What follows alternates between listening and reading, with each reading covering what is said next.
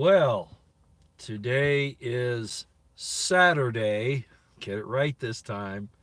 Saturday, the 29th of May, 2021. It is Memorial Weekend.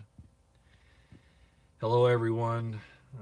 I hope you make it through this weekend safely and that you think about your departed loved ones and those who unfortunately, by and large, were convinced that they were fighting for liberty and freedom, American justice, and all that, when in fact they weren't. But in their hearts, they were, and that mattered. Hello again, as you all come in. Uh, I was in a pretty foul mood yesterday, as most of you could probably tell, and things have not changed, just so you know. I'm pretty disgusted with most uh, people these days. Not that I don't care for them or whatever, but I realize that most of everything that matters has been cast aside. As I've long said, trading your birthright for a bowl of porridge or for, you know, all these nasty things that are pushed onto us as being, what we're supposed to be like. And I know I'm just ranting here a little bit. Hi, Ms. Cat. But I labeled this my sentiments exactly because I I follow Legal Man on Twitter, and he has it's not really a podcast, I guess, but he puts up recordings on his thoughts on different subjects, and in the description box below is his. I don't think it's his latest one, but it's one that I think definitely. I heard it for the first time this morning. He definitely echoes my sentiments to a T. I do believe there are a lot of people that are like us. A lot of people are like us, but we're kept from each other because we'd pose a danger to the system if we really linked up. Hence, the censorship, the dividing of men and women, which Legal Man gets into, and that we've fallen for that. This entire, he even admits that the women's movement was a CIA operation, and anybody who doesn't understand that now has their head in the sand because they don't. The CIA doesn't work for the American people. It works for the banking system, et cetera, et cetera. But at any rate, in the description box below, it's I don't know. It's probably about a 15-minute rant, I suppose you'd call it. But I'd suggest that you go listen to it. It'd probably be a good idea. Uh, there's another one on. I mean, I like a lot of these people. You all know how I feel about Headlines with a Voice, Nancy Morgan Hart. Monograph's been on a good rant lately. High Impact TV with Brian. There are a lot of them that are really calling things out the way it is, um, and some of them are paying the price for it by getting demonetized or censored, or even having to guard their language. But another one that I think is really, at least it's amazing how much he echoes my sentiments as well as Ramsey Paul on Twitter at Ramsey Paul. And a lot of you probably know who that is. Very common sense guy, seems to see through all the BS and call it. Now, I don't expect people that I deal with, that I have associations with, I don't expect that we have to agree on everything all the time. I mean, that in itself would be boring. Plus, you don't get encouraged to look at things beyond your own prejudices, normalcy, bias, views, whatever, and you really need to have those. But it's one thing to discuss it, and it's another thing to have them forced down your throat by the bastards in government and corporations.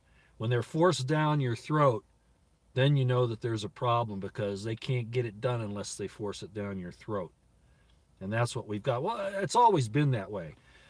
In the study of the Dead Sea Scrolls, for instance, Eisenman's work that I've been introducing you all to, it's replete throughout that entire thing about the problems with government enforcing its will on the people.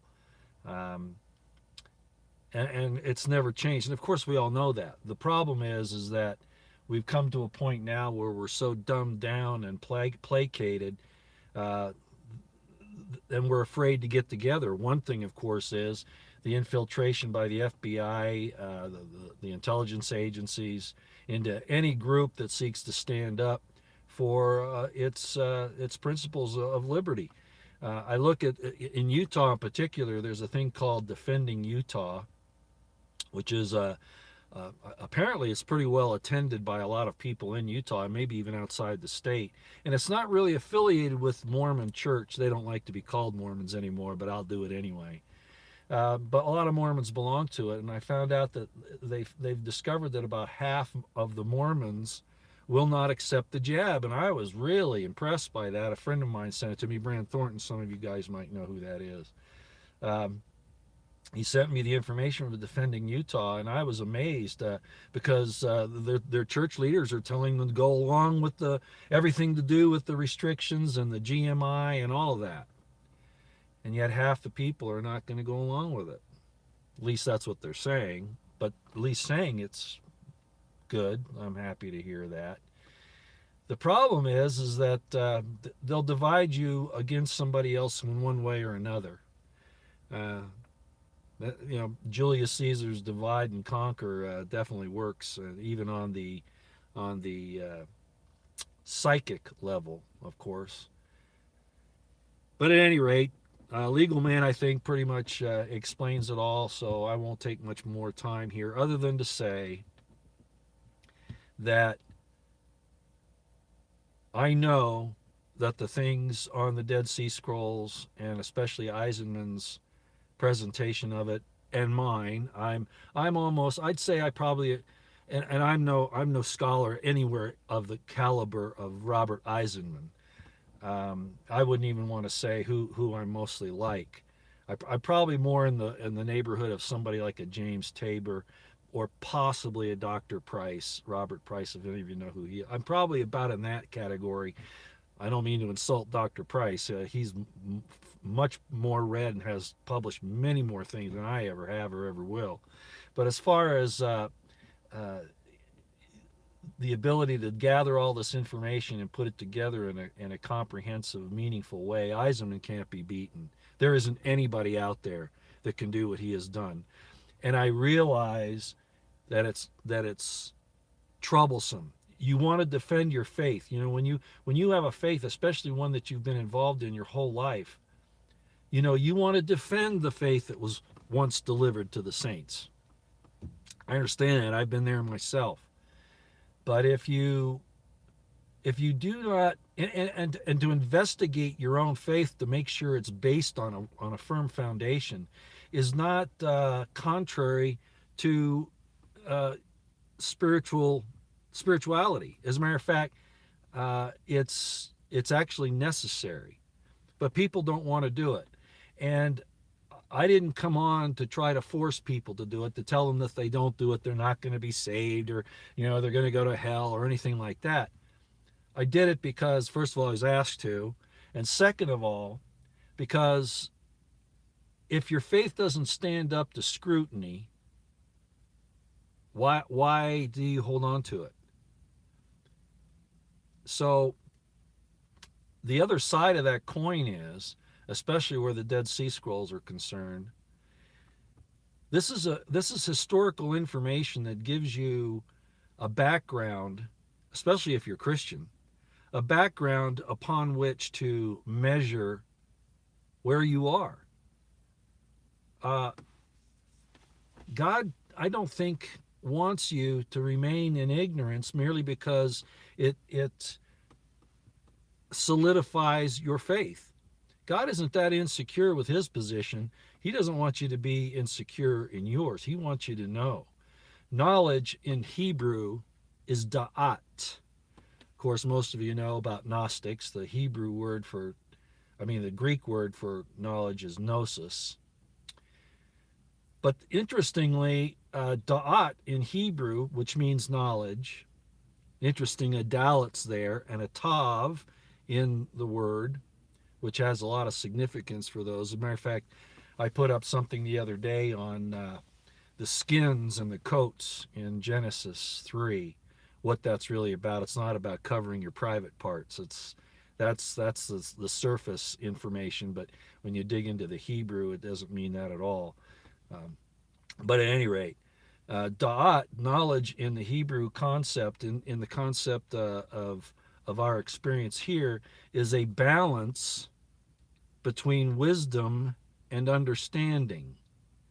So without an experience, without challenging your position, you can't gain wisdom and understanding, which then refine your knowledge and can even bring you knowledge.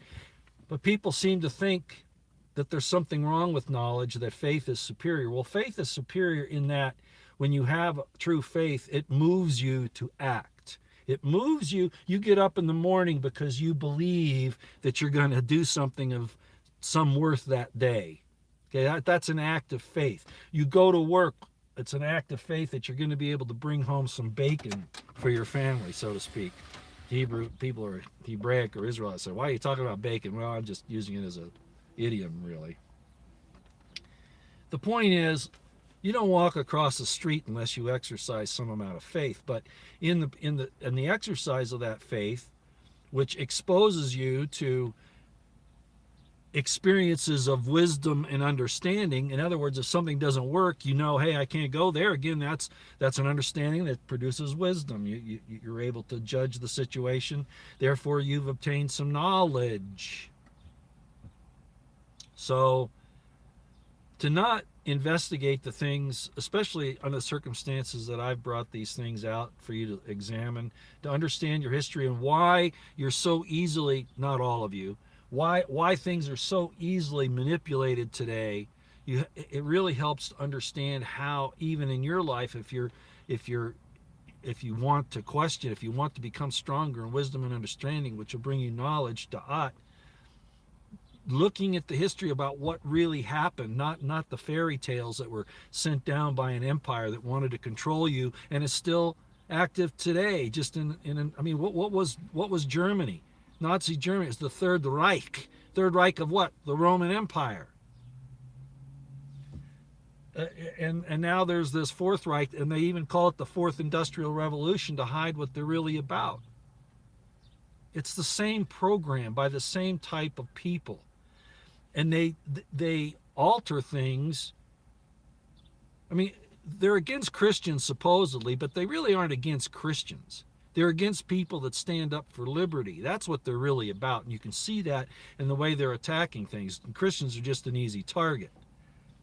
But the Christians are something that they manufactured. This current Christianity is something that they manufactured, as I've explained, in the first century and on into the second. Actually, on into the third. And it was based upon the Roman Empire. The pontiff, for instance, the Pope, is called Pontifex Maximus, which is exactly what the title of Julius Caesar was, Pontifex Maximus.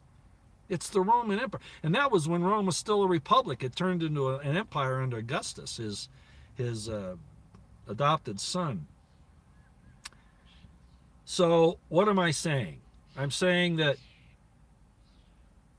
again, if you don't have the courage to examine yourself, you're actually doing yourself a harm. You're not standing up for truth or God unless you examine yourself. Stay true to your principles, but you gotta exercise some faith in yourself and in that God will actually unveil to you the truth. It's not going to happen all at once. It's not designed that way. You don't get wisdom and understanding at the click of, a couple of fingers. It's experience, and that brings you that da'at knowledge. So, like I said, if people don't want to do this, I'm not forcing you to be here. I'm not forcing you to listen. I mean, you don't even have to, bring my channel up or my Twitter account and look at any of it. You don't have to read my book. You don't have to do any of that. I'm not saying you have to. I'm saying don't come here and bitch and moan and complain about what I say, because I didn't make you come here. Okay? That's the point, and that's why I was so upset yesterday. We're in this situation now because people believe whatever some government official says, as long as it goes along with their normalcy bias and their prejudices and their desires. I can't stand Biden or his son or his wife or anything to do with that devil. He soft-spoken, using neuro-linguistic programming. Oh, that's not who we are. That's not who we are. What an asshole.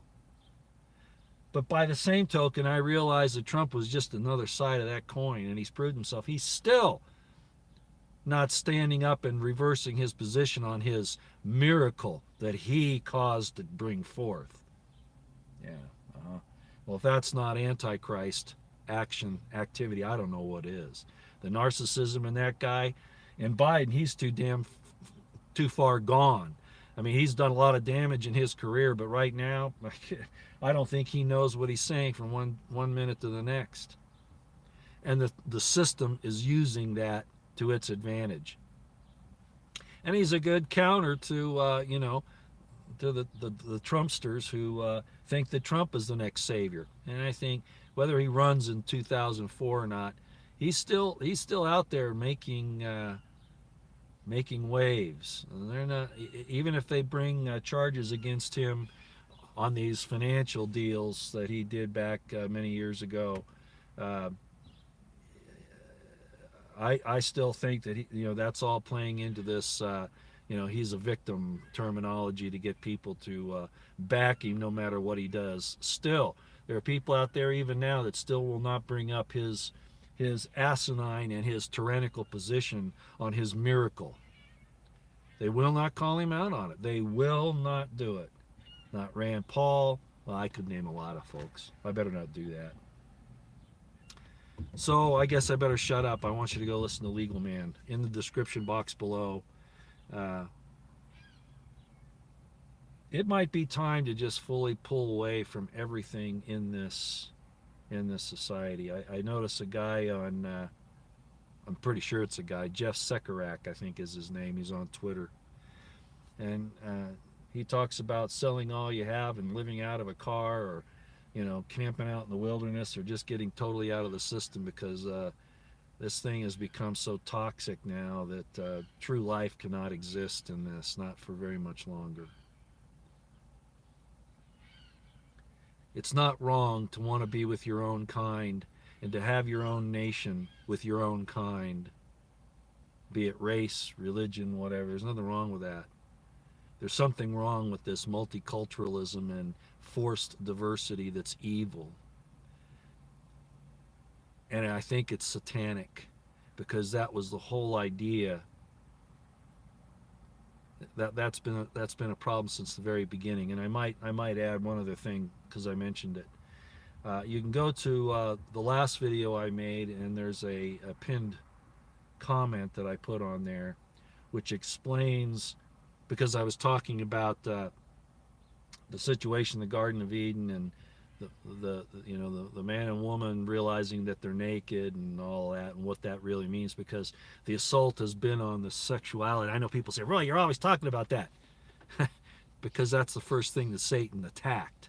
So that should tell you something. And it's progressed now. Like I said, the women's rights movements and the sexual liberation, and now we're into transgenderism and all this other stuff. You can see why, because that's the source of our continuation here, and they're trying to destroy it, make it into test tubes with no emotion, no attachment to other people. Well, Satan was doing that right from the beginning. So that's why it's so important. So I wrote about that, and about God said to them, this is all allegorical, but it has a point. They said, well, we went and hid ourselves when we heard you coming because we're naked and we were ashamed. And God said, well, why were you ashamed? Who told you were naked? I created you. You shouldn't be ashamed of my creation. And I get this response, and I understand where this person came from, But trying to say, oh no, God made them skins to cover, their nakedness and all this. And so what I did was, in this pinned tweet, I'm not going to make a big deal about it here today, but this is one of the problems with trying to take information from the ancient Hebrew, not just the language, but the cultural norms and the cultural understandings and what these things meant, and try to put it into English with 21st century understandings. It doesn't work. So I pointed out that the word for skin in there, the consonants in the word are ayin, vav, resh. Well, depending upon the vowels in there, which in Hebrew can be replaced, I show that in my book how that works. It actually has to do not with covering your private parts. It has to do with the opening and closing of the eyes, particularly the opening of the eyes. And I might do a more extensive video on that. In other words, here's an example of what this story's about. You have your kids in your house. Okay, let's say you have a couple of kids in your house. You have a couple of young ones. How would you feel if somebody comes in the house and teaches them something that they're not ready for? They just come into your house and they tell you, for instance, they tell your kids against your wishes, because that they've got to get some experience first in the way you want to give it to them, the way you want to expose them to it. But the stranger comes into your house and tells them, oh, it's okay to walk across that busy street with the railroad going back and forth. Go ahead and do it. That's fine. You'll have knowledge. You'll get understanding. You'll learn if you just walk across that street, that busy street with the railroad tracks going back and forth. Just go do it. And that's not what you want. You want to be able to take those children and show them why it's dangerous to cross the street, not just tell them to go do it. So this interloper comes in and does that to you. So what do? Well, you put up the flaming sword of cherubim to guard the way of the tree of life, so that the children don't reach forth and take of the fruit and live forever in their sins, in their ignorance and stupidity.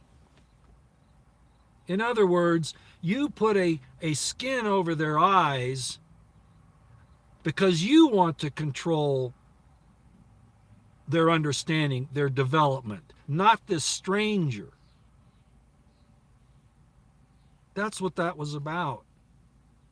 God was taking control of his own family, put it that way. That's all it was. He didn't condemn them for their sexuality or say it was dirty. That's not what it was about. I might do a video on it more detailed sometimes. The Hebrew word is ur. It means the opening of the eyes.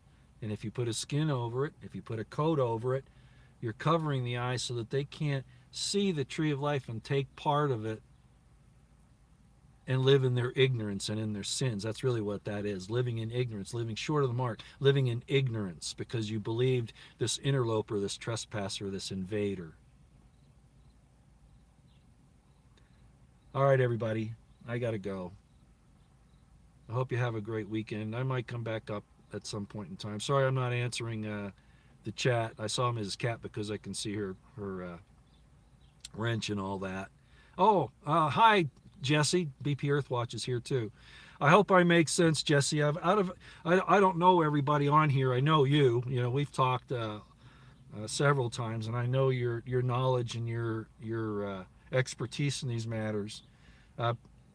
Please feel free to comment.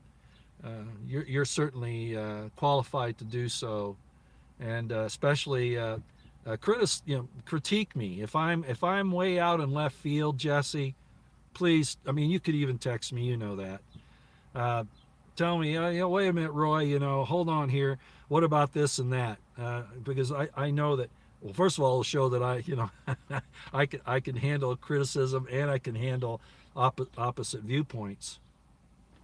But also, it's good to talk to somebody, of course, like you. Thank you, Jesse. Well, I don't know if I'm dead on, but I appreciate it. Okay, I'm going to go. You all have a great weekend. Be involved in teaching everyone as best you can, especially your children, wisdom and understanding so that they can have correct knowledge. Da'at. Gnosis, if you will, if you want to go there. Okay? Nothing wrong with knowledge. People who make fun of Gnosis and Gnosticism, I mean, the Gnostics of the second century and the way it's presented today, there are problems with it, but you can't just totally ignore it either. Not if you want to find out what the truth is. Again, experience. Test yourself. You know, check it to see if you have prejudices and normalcy bias that keep you from really having that skin taken away from your eyes so that you can see. Out here, everybody. Take care.